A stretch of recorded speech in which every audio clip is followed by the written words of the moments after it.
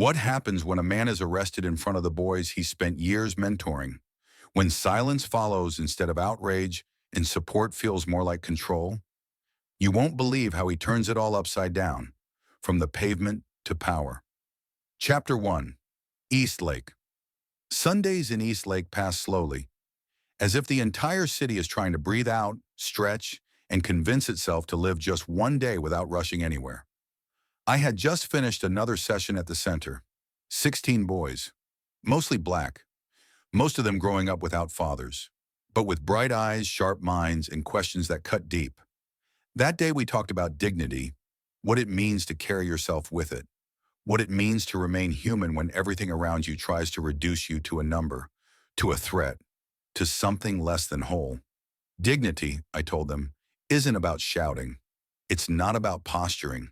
Dignity is when you don't raise your voice to a guard even if he insults you. It's when you don't pocket food from a shelf even when there's nothing at home.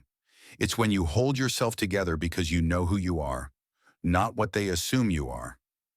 I saw one of the younger boys nod, not out of politeness, not to move on, but because he truly understood. His nod said, "I get it." That was the moment I lived for. After we wrapped up, I stepped outside, loosened my tie, took a breath. The late afternoon air was warm but felt lighter than usual. And then I heard it. Voices. At first loud, then sharp. Tension, unmistakable. That brittle tone, like the one you hear right before fists fly or someone runs. Like the sky before a lightning strike. I walked faster, turned the corner of the building, and there it was. A white security guard had a black teenage boy pinned by the hoodie. The boy looked no older than 15, tall but skinny, in worn-out sneakers and a stretched-out gray hoodie.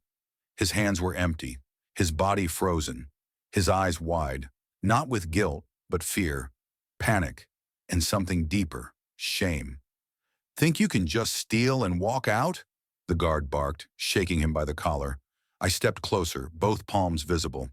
"I saw him," I said evenly. "He didn't take anything." The guard turned to me, eyes flashing. "Who the hell are you?" "I'm a mentor. I run youth sessions here every week." He didn't care. "Tell it to the cops," he snapped, already pulling out his phone. I turned to the boy. I crouched slightly to be at eye level, not to alarm him. My hand gently touched his shoulder. "It's okay, I'm here, just breathe. You good?" He didn't speak. He nodded, barely uncertain. That's when I heard the sirens. 2 patrol cars pulled up fast. Doors flung open. 3 officers, all white, stepped out. Their hands were already hovering at their belts. The guard rushed to them, gesturing wildly, his voice rising. "That's him. He was threatening, got aggressive, tried to provoke the kid." I stayed still, my hands open, visible. "I coordinate a program for teens. I was just—" "Hands up!" one officer barked. "Get on the ground!" another yelled. The world tilted. My instincts froze. A hard shove came before I could respond. My knees hit the pavement. A knee pressed into my back. Cold asphalt scraped my cheek. And then, metal. The click of handcuffs. No one asked what had happened. I turned my head just enough to see the boy. He hadn't moved. His arms hung at his sides. His face frozen. Trembling. The officers didn't even look at him. "I'm a mentor," I tried again, breath pressed from my ribs. "I work here, every Sunday." They didn't charge me, didn't apologize, didn't explain anything. They just let me go. The metal door buzzed and slid open. For a moment I stood there, trying to adjust to the light outside, to the street noise, to the feeling of air that didn't belong to fluorescent bulbs and stale walls. A man in a hoodie walked past me, gave me a glance, kept walking. To him, I was just another man coming out of a precinct, nothing worth noticing. I didn't go home right away. I walked, through streets I knew by heart, past buildings I'd passed 1,000 times, and yet everything looked slightly off. The colors were the same, the corners were the same, but I wasn't. I stepped into a corner store, bought a pack of gum. The cashier didn't recognize me. When I got home, I left the lights off. I sat in the kitchen, chewed that gum like it could anchor me. I didn't open my laptop, didn't check the news, just sat. Eventually, I went to bed in my clothes, laid on top of the covers. I must have fallen asleep because the next thing I remember is light coming through the blinds. My phone had 3 missed calls, 1 voicemail. "Mr. James, this is Malik's mom. He told me what happened. I just wanted to make sure you're okay." I stared at the screen for a long time. Then I texted back, "And tell him I'm fine." I wasn't. Something inside me had shifted, not broken, just turned, like a picture frame hung crooked, like furniture moved half an inch. Things were where they used to be, but nothing felt the same. At noon, I looked at the door, then at my shoes, then at the door again, and I stepped outside. Chapter 2, Aftermath. I went back to the center on Sunday, just like I always had. Same hour, same walk past the cracked sidewalk, the bent traffic sign, the quiet corner where the bus never comes on time.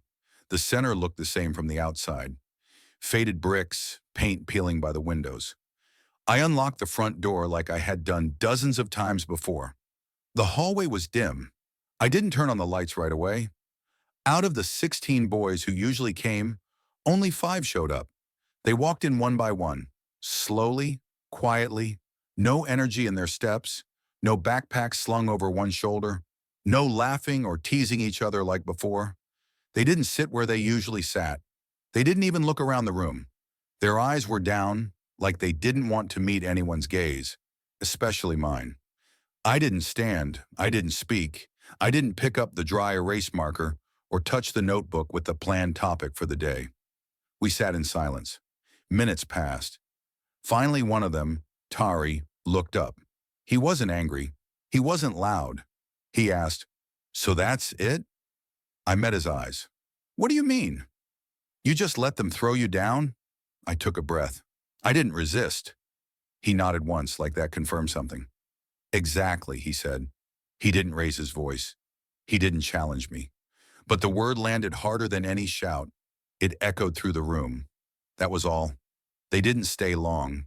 No one asked a question. No one wanted to share anything. When they left, I didn't. I stayed behind, alone. I walked down the hallway and sat beside the old trophy case, the one none of them ever looked at. Inside were faded certificates, old plaques from 2 decades ago. Debate, basketball, youth initiative. Behind the glass, a photo of boys in dress shirts holding up a trophy. I didn't recognize their faces. I didn't even try. None of them had come back. Neither had Malik or Corey. No messages, no missed calls, no, "How are you?" Just silence. The next Sunday, only 3 boys appeared. One leaned against the wall the whole time. Another sat and stared at the floor. The third got up and left after 15 minutes. The following week, only 2 came. Then none. It wasn't anger. It wasn't protest. It was disappearance. The kind that comes without sound, without warning. They couldn't sit in that room anymore. Not after what they saw. They had watched me, the man who told them every week to stay calm, to rise above, to keep their dignity, pinned to the ground like a criminal. They didn't know what to do with that image. I kept showing up. Every Sunday, I turned the key, entered the building, sat in the same circle, alone. Sometimes I wrote notes, sometimes I didn't. I'd sit and stare at the clock that always ran 5 minutes late. Eventually, I stopped noticing the time. Eventually, I stood. I turned off the lights. I walked to the door. I locked it behind me, and I left. The first call came on a Wednesday. It was just after 10:30 in the morning. I had barely taken a sip from a cup of coffee that had already gone cold when my phone lit up with an unknown number. I hesitated, then answered. "Mr. James?" A woman's voice, too official, the kind of voice that sounded like it had practiced the lines a dozen times. "This is from the mayor's office. We're aware of the incident. Please know that we recognize and appreciate the work you've done in the community. Your presence has made a meaningful difference. What happened is unfortunate." She paused. Like that was supposed to be enough. She didn't ask if I was okay. Didn't ask what actually happened. Didn't ask how the boys were, the ones who had to watch everything unfold. She just kept reading. "We ask that for now you refrain from making any public statements. Let's allow the internal review process to proceed without interference." That was it. On Friday, I got a text from a pastor I didn't know. He wanted to meet. As men of peace, he wrote, to pray together, to help calm the waters. On Saturday, an email came from someone at a nonprofit. They wanted to support me, said they had a small grant available. No strings attached, they promised. We just want to help you continue your great work. Then came the committee invitation. We value your voice. Your lived experience is crucial. We'd be honored to have you join our next session. Every message was polished. Every offer was packaged like a gift. None of it felt real. No one asked what it felt like to be slammed against the pavement, to be handcuffed in front of boys I had taught, guided, protected. No one asked what it meant to be humiliated in the very space I had built for them. They spoke of healing, but it had to be on their terms. Quiet healing, polite healing, healing that didn't make them uncomfortable. I said no to every single one of them, except Clint. He didn't call, didn't email, didn't send a message. He just showed up, knocked on my door like it was a normal Tuesday. We went to our usual spot, the sandwich shop by the tracks. Same table we used to sit at after long days in the classroom. He ordered his usual, turkey on rye, no mayo. I didn't order anything. He didn't ask what happened. He didn't try to fix it. He just listened. I told him everything. From the second I turned the corner and saw the kid being grabbed, to the way my cheek hit the pavement, the way the boys looked at me after, like they didn't know if they should still believe in what we'd built. When I finished, he leaned back. You know what this is, right? He asked. I looked at him. This isn't support, he said. It's containment. They're trying to control the narrative, trying to keep it neat, manage the optics, make sure it doesn't get too loud. He stared at me. You gonna let them do that? I didn't answer. Not out loud, but I already knew. Chapter 3. The boys Malik came back on a Thursday. I was at the center alone again, like I had been for the past several weeks. I'd arrived early. I always did. Cleaned the space, set out the chairs, turned on the lights. Not because I expected anyone, but because part of me still hoped. Then I heard it. The door creaked open. I didn't look up right away. I thought it might be the wind. But then I heard footsteps. Real ones. Heavy ones. He stepped into the room. Malik. Same hoodie, same face, but different somehow. He stood in the doorway and didn't move for a moment, like he wasn't sure if he was allowed back in, like he needed permission to enter a space he used to belong to. He looked tired, not physically, but like something deep in him had been working overtime. His shoulders carried more than his backpack. I stood up and nodded. He walked in and sat down. Same chair as always. We didn't speak for a few minutes, just sat there, surrounded by the quiet. Then he said, I heard you kept coming. I nodded. Even when no one else did? Yeah. He looked at the floor. I didn't come back, he said slowly, because I didn't know what would happen if I did. He clenched his jaw. I wasn't afraid of them. I was afraid of what I was becoming, of what was growing inside me. I've never felt that kind of anger before. The kind that doesn't yell. It waits. It builds. It turns everything into fuel. He opened and closed his fists. I stopped sleeping. I stopped talking. I couldn't sit still. I kept seeing it. Your face on the pavement. The cuffs. The look in their eyes. Like you didn't matter. He paused. I wanted to break something. Not because I thought it would help, but because I didn't know what else to do. He looked at me, and I didn't want to bring that here. This room was the only place I ever felt calm. If I lost that, I didn't know what would be left. He exhaled, slow. But then I heard you never stopped showing up. I nodded again. That truth didn't need more words. Then he asked, can I bring someone next time? Of course, I said. That Sunday, 4 boys came. Malik, his cousin, 2 others. They were quiet, nervous, but present. We didn't talk about what had happened.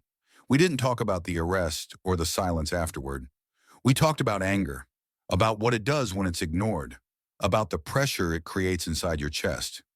We talked about pain, the kind you don't know how to name, the kind that wakes you up in the middle of the night and won't let you go back to sleep.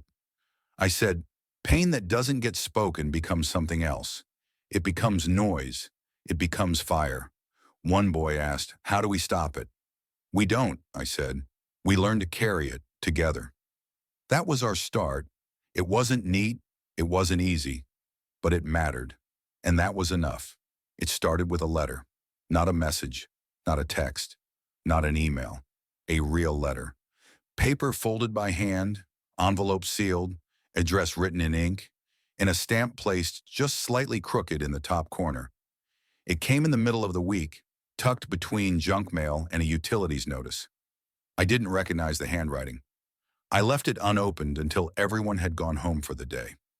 Later that night, when the center was quiet and I was alone in my office, I opened it. Inside was a single sheet of paper, the kind that folds neatly once. Plain, no logo, no letterhead, no greeting, no signature, no return address, just one paragraph. "Mr. James, I don't know you, but I saw the video. I saw how they treated you. I saw how you didn't fight. You didn't shout.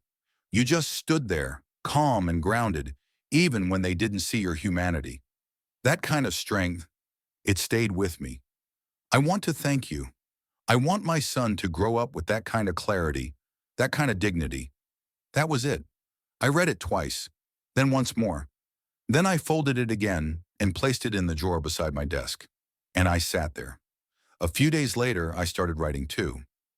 Not to that person. I couldn't. I didn't know who they were. I wrote to the boys. Each week, after every session, I sat and wrote. At first it was one page, then two, then more. I didn't write summaries of what we discussed. I wrote about what I had seen in them, the quiet wins, the moments nobody else might notice. I wrote about Tari, who had started waiting for others to finish speaking, about how that patience made the room feel safer, about Malik, who had stopped storming out and had started closing his eyes when his voice rose, about a boy who had barely spoken for 3 months but once stayed behind to ask if he could help clean the whiteboard. I didn't give them the letters. I didn't share them with anyone. I just wrote. The stack began to grow. It filled one side of the desk, then a box, then another. One evening, Clint passed by and asked, "What are these?" I said, "They're just for me." He didn't press further. When the center shut down for summer break, I brought the boxes home. I didn't stop. Then one morning, I printed a letter. I placed it on a public bench by the bus stop. No name, no contact info, just the message. Later that week, I left another, inside a library book, then one inside a folded sweatshirt at a thrift store. I stopped watching to see if anyone picked them up. I just kept placing them, not to teach, not to be noticed, but because truth, when shared, becomes lighter. And maybe somewhere, someone would read one at the right moment and know they weren't alone. Chapter 4, Turning Point, Finale. It didn't happen right away. Even after the video was posted and viewed by thousands, no apologies were made. No officials stepped forward. No marches were organized. The city stayed quiet. But something had shifted. You could feel it, in the air, in the pause before someone spoke to me, in the way eyes met mine for a second too long on the sidewalk. The day after the video went public, a teenage boy, no older than 17, approached me just outside the center. "Was that you in the video?" he asked. "Yes." He said nothing else. He simply reached out his hand. I shook it. Then he turned and walked away. But that brief moment, that single wordless handshake, meant more than all the press statements I'd read that week. It was real. It was seen. It stayed with me. Then came the meetings at City Hall. At first, they were closed to the public, quiet, controlled. Later, they opened the doors, cameras appeared, microphones, reporters. And then, the suspensions. Some officers were placed on leave, pending investigation. Others were removed permanently. During those early weeks, we heard every official phrase you'd expect. "We are taking this seriously. We've opened an internal investigation. We are committed to accountability." But eventually, the words started to shift, and the questions began. From the press, from city leaders, from activists, from the boys at the center, who sat in the circle with eyes wide open, asking what this meant. I didn't have full answers, but I didn't hide. I showed up, to meetings, to public forums, to interviews. Sometimes I spoke. Sometimes I just sat and listened. Sometimes I simply made sure I was visible, a reminder that this wasn't over. Policy reforms followed. New rules about when force could be used, mandatory trainings on de-escalation, mental health protocols, public complaint tracking, community oversight boards, and, as expected, came the resistance. It was subtle at first, a glance, a withheld greeting. Then it became direct. Emails started to land in my inbox. Some were warm, supportive, grateful. Others were not. "You should have kept your mouth shut," one said. "You're the reason the department is falling apart." I didn't reply. I kept showing up. I sat at tables where not everyone wanted me. I kept listening. Because underneath the resentment, behind the rehearsed objections and silence, something else was happening. People had stopped just reacting. They were thinking. They were questioning the system. Not just one event, but the patterns behind it.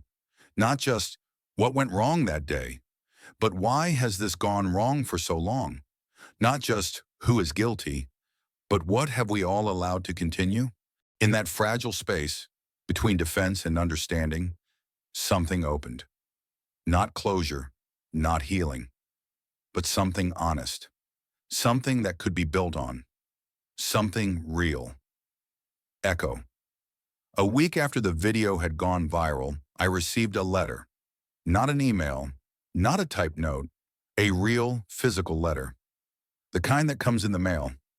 Thick, cream-colored envelope, embossed city seal, my name printed in clean, black letters. Inside it said, "We invite you to join a working group to help design new protocols for interactions between law enforcement and members of the civilian population." I read it twice. Then I read it again, slower. The meeting room smelled of freshly brewed coffee and polished wood. A long glass table stretched through the center. Around it sat city officials, legal advisors, communication staff, senior aides. They all wore expressions like they were about to make history. "Mr. James," said a woman in a tailored gray suit, "thank you for joining us. The mayor believes your insight is not only helpful, it's necessary. She's committed to building a future rooted in fairness." I nodded. At the far end of the table, a man in a dark blazer leaned forward. "We're trying to rebuild something real," he said. "This can't be just surface level. We want true reform. We're starting with communication, transparency, accountability." I listened. Most of them had never visited the center, never seen the way boys flinch when they hear sirens, never heard the silence in a room when someone says, "That's just how it is." But now they were writing rules, guidelines for a world they'd never been forced to survive. Another woman opened a thick folder. "We're drafting a long-term framework," she said, "one that includes community-based partnerships, ongoing joint training between officers and residents, standardized conflict de-escalation tactics, and mental health crisis response integration." I waited. Then I spoke. I talked about silence, the kind that comes not from peace, but from exhaustion. I talked about what happens when a young person shares their truth and is told they're exaggerating. I talked about how it feels to be dismissed, not once, not twice, but over and over again. I said, if this work is going to matter, it can't be about policies alone. It has to be about presence. You have to show up after the news cycle moves on. You have to sit with people when it's uncomfortable, and stay anyway. The room went quiet. Then slowly, someone nodded. Then another. "We'll make sure that's reflected," said the woman in gray, picking up a pen. They started writing again. And I didn't leave. Not because I thought they'd get everything right, but because, at last, they were truly listening. Chapter 5, In Their Hands. Wait. The office was smaller than I thought it would be. Not like the ones you see in movies. No mahogany panels, no polished shelves with awards, no wall of degrees. Just a scratched desk, a metal cabinet, a city flag drooping in the corner, and a monitor that flickered faintly as it booted up. "This is yours now," said the administrator, standing in the doorway. "You've got access to the system. All of it. Personnel files, internal reviews, case logs. Every major decision flows through this room now." I'm not a bureaucrat, I said. He gave a half smile. Well, you are now. And with that, he left. I stood there for a long time, alone, in that room, with folders I hadn't opened, a desk I hadn't claimed, and a level of authority I'd never asked for, but couldn't ignore. The first thing I did was reach out to the people from the community board, the ones who used to only be invited when things were already broken. They came in slowly, one by one, cautious, watching. They weren't sure what to expect. I didn't bring you in for show, I said. We're not here to sign off on someone else's idea. We're here to create our own. They exchanged looks. Then one by one, they sat down. Some brought thick folders. Some brought notebooks. Some brought nothing but hard-earned perspective. All of them brought questions. And we got to work. I spent days reading reports, internal memos, incident logs, complaint records, some of which had never seen daylight. I watched hours of footage, body camera clips, dash cam footage, cell phone recordings submitted anonymously. I signed off on cases. I sent others back. I deleted files that never should have been approved. I called in officers I had never spoken to before. Some sat across from me with folded arms and narrowed eyes. Some looked nervous, like they thought they might be fired just for being called in. Some looked tired, really tired, like they'd seen a dozen versions of this job and didn't trust any of them. One officer told me, "We're not all like that." I looked him in the eye and said, "Then help me show that to the people who've stopped believing it." He didn't answer, but he didn't walk out. There were nights I didn't sleep, nights I reviewed the same report 3-4 times just to be sure. There were mornings when I didn't speak until noon, days when I sat in silence, feeling the full weight of the work settle over my shoulders. Because the weight wasn't symbolic. It wasn't philosophical. It was real. It was in the badge. It was in the signatures I was asked to give. It was in the faces of the people whose names filled the files on my desk. One mistake could mean a wrongful suspension. One missed detail could bury a valid complaint. One approved policy could shape how officers behaved for years. That's what I carried. Not just authority, but responsibility. I didn't take that lightly. Not ever. Not even when no one was watching. Especially then. Passing on 3 months had passed. The streets were quieter. Not because all the problems had been solved, but because something had changed. People were talking. Really talking.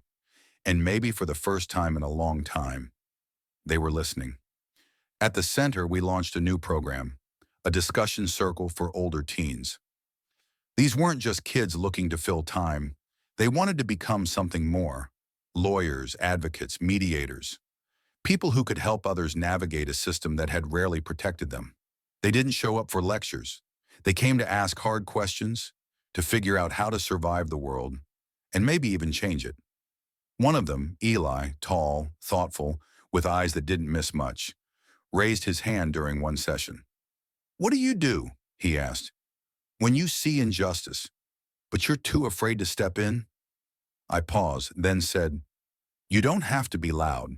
You don't have to fight every battle, but you do have to stay honest, even if it's just with yourself. Start there." He nodded.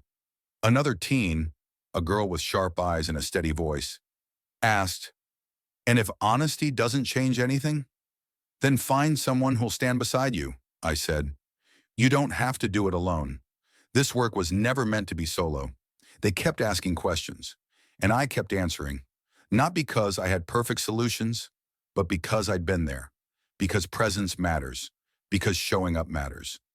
At the end of the month, they hosted a community event, a forum open to everyone. They made the flyers themselves, reserved the space, chose the name. They called it What Justice Feels Like. I sat in the back row, didn't speak, didn't correct, didn't guide. I just watched. The room was full. Voices rose and settled. Ideas bounced across rows and aisles. At one point, a girl, 16 maybe, said, "I don't think the system is broken. I think it was designed this way." The room went silent, but no one laughed. No one brushed it off. Someone across from her said, "Then we need to design something better." And just like that, The conversation moved forward. No adult needed to steer it, no script, just truth. Afterward, Eli came up to me as the chairs were being stacked. "You were quiet tonight," he said. "I'm still learning," I told him. He looked at me for a moment, then smiled. "We've got this," he said. I looked around the room, and I believed him. Beginning, someone had written a question on the whiteboard in the classroom. What would you do if you weren't afraid? I stopped in the doorway, not because I didn't know the answer, but because that question used to stop me in my tracks. It used to freeze my thoughts, my voice, but not anymore, not today. I ran my hand over the table near the window. A boy used to sit there, the one they said was impossible to reach, the one everyone gave up on. He's in law school now, got a scholarship, sends letters every few months. I walked down the hallway past the lockers. The boy who once got pinned to the floor by a security guard.